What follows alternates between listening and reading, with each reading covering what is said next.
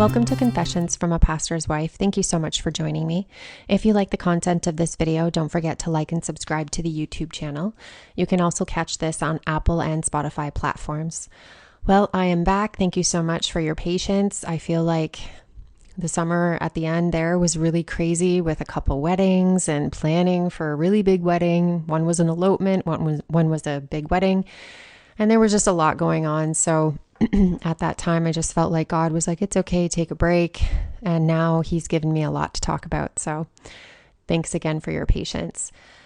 There's a lot of things that are going on in the world, but there's one thing that I want to talk about. The thing that kind of brought up this question in my mind.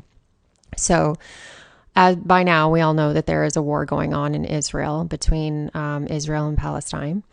And it got me to thinking, there's been a lot of news coverage. There's been a lot of things on social media.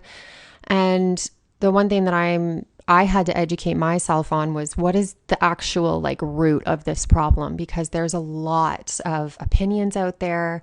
There's a lot of information. There's a lot of misinformation.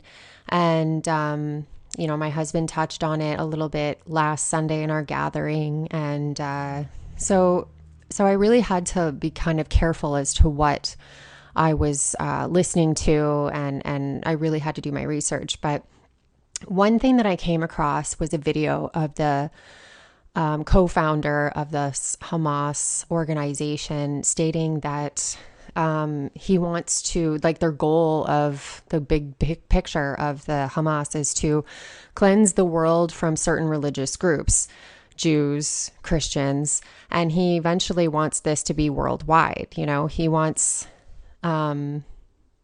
he wants his religion or that group to be in every single household, and that is their mission.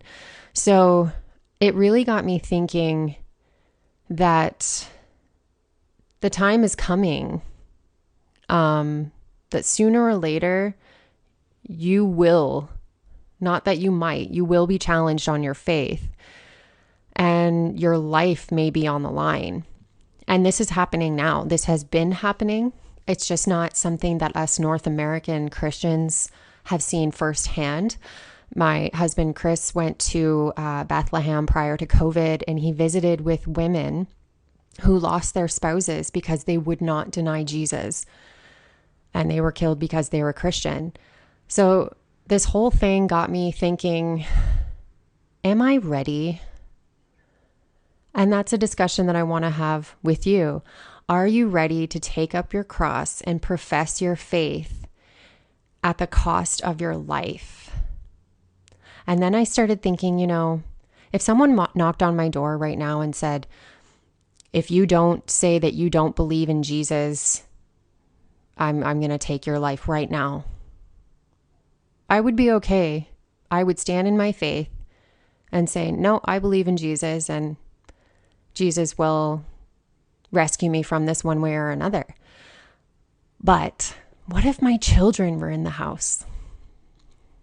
And what if they said the same thing about my kids? That one is a little bit tougher. Not because I'm scared for them, but because it's easier, I feel, for me as an adult, even though I still have lots of life to live. How do you explain that to a child, though, without them being afraid, right? I mean, my daughter loves Jesus.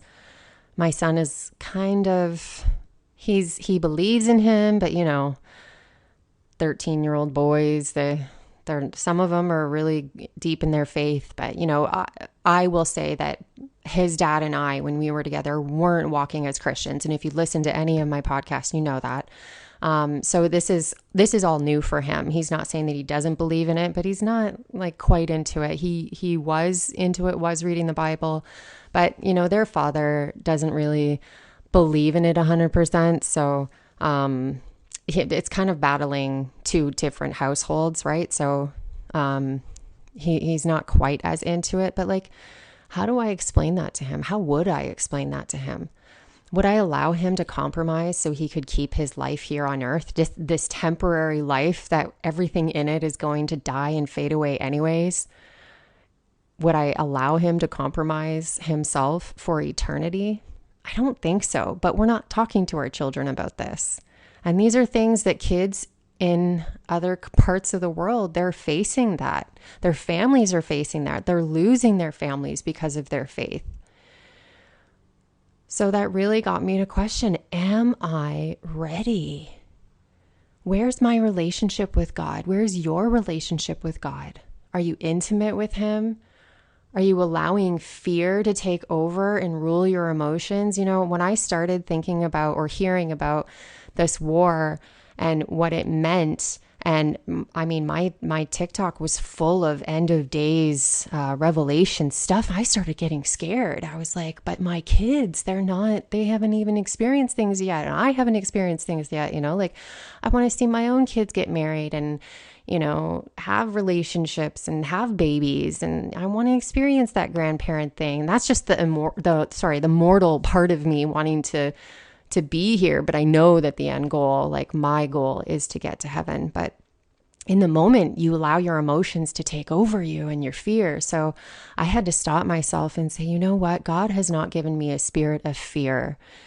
You know, he's given me a spirit of power, love, and a sound mind and self-control. So I was able to bring my emotions back into check. So one thing I want to say is for all the people out there who are being inundated with these are the last days, we could very well be in the last days, but don't focus on all the negative from it. Focus on the positives.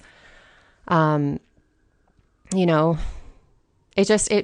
you have to keep your emotions in check and you don't let them lead. Don't let your emotions lead you, especially with this war that's going on. You know, had recorded this podcast and then we had Bible study last night and we're doing the book of Daniel and the story of Shadrach, Meshach, and Abednego came up and how they stood in defiance of worshiping a false god. And because of that, they were thrown into a fiery furnace. And what they said before they were tossed in was, God will save us one way or another. And he did. They were tossed into a furnace, bound, and not one hair was singed on their head. Their clothing was not destroyed. They did not smell like smoke. And they saw Jesus walking around in that fire. They said, hey, didn't we put 3 men in there? And he said, yeah. And well, why do I see a 4th guy? It's Jesus. Jesus saved them. And though it was their faith, they believed they would be saved one way or another, whether it is divine intervention, that miracle that happened for them, or they get to go to heaven. Either way, they knew they were fine. And that's the kind of stance that we need to take as well. You know, it's really difficult when times like this happen. You see non-Christians it feels like their life is easier. The broad road, it makes it look like it's a much easier road without God. And that's the lie the enemy has placed in our society. To follow Christ is not an easy life, and it's not popular. And people will call you out. They may call you names based on what you believe in. And in some cases, they will try to erase you because they feel like you're a traitor to their beliefs. It can be very tempting to compromise, but I'm telling you, we need to be steadfast and firm in our faith and our love for God. We need to be that light in the darkness that is overtaking this world before our very eyes. We're called to love people, and this includes those who would try to know that the prize is not here.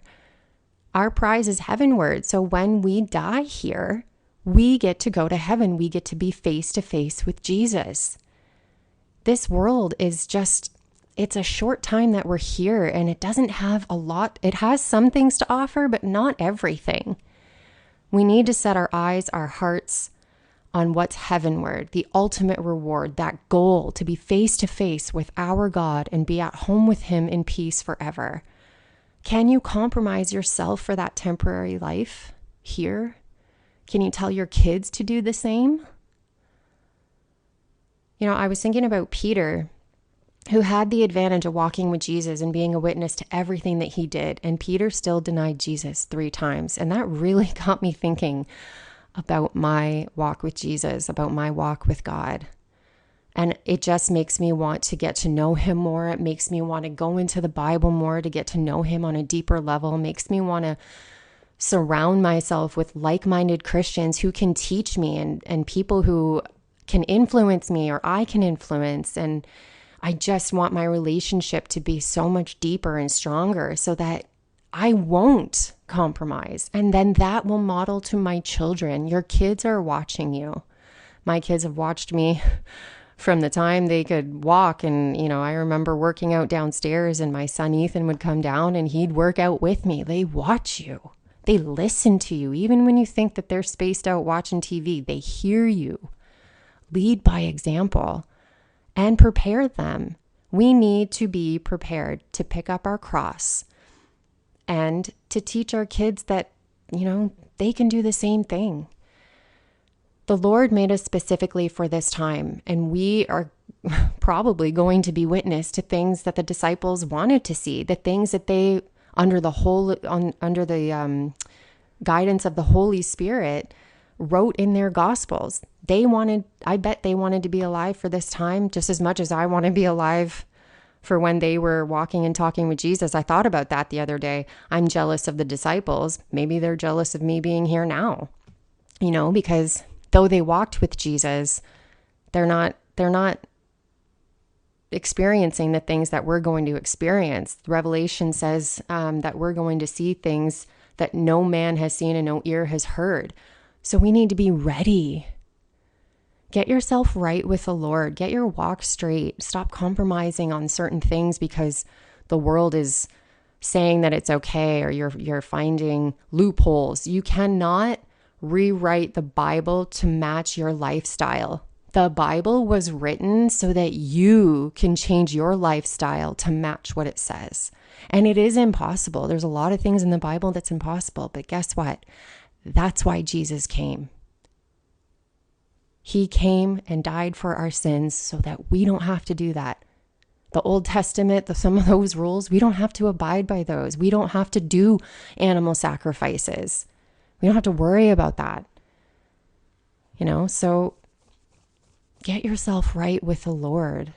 Decide if you're for him or against him, because those who are sitting on the fence, you lukewarm Christians, I'm so sorry. You will have to choose if you're for or against him, because he will not want you lukewarm. He says he would rather you be cold. We're going to see God's grace pour out like never before. So let's be ready. Let's surround ourselves. And instead of focusing on all the negative, let's start focusing on the fact that these things need to happen so that Jesus can come back. Yes, the world is going to be crazy, but we are the light that stands in defiance of the darkness that is trying to overtake us, that is trying to tell us there's no hope.